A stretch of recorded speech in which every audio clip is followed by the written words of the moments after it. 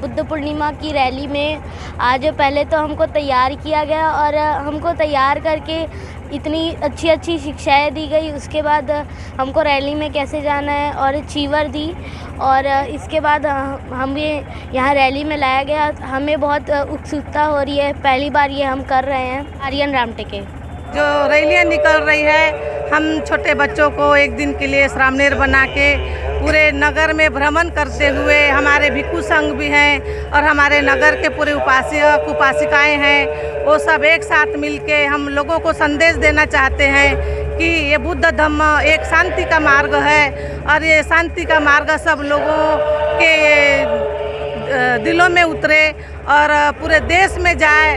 ये बुद्ध धम्म एक शांति का मार्ग है और इस उद्देश्य से हम लोग आज बुद्ध पूर्णिमा के अवसर पर हम लोग नगर भ्रमण करते हुए श्रामणेर लोगों के साथ में, हमारे भिक्षु लोगों के साथ में और हमारे नगर के पूरे उपासक उपासिकाएं साथ में मिलकर हम लोग एक संदेश देते हुए यहाँ से स्टेट स्कूल से निकलते हुए हम लोग बौद्ध कल्याण आम्बेडकर भवन सिविल लाइन में हम लोग समापन करेंगे। नंदा मेश्राम है। बुद्ध जयंती है, 2567 वाली बुद्ध जयंती हम मना रहे हैं।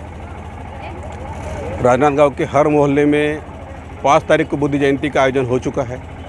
हम नगर स्तरीय आयोजन जो है आज 6 तारीख को करने जा रहे हैं और उस बुद्ध रैली में हमारे 8 साल से लेकर 14 साल के जो बच्चे हैं उन्होंने श्रामणेर दीक्षा ग्रहण की है और वे हमारे रैली में शिरकत करेंगे। आज की रैली है मौन रैली।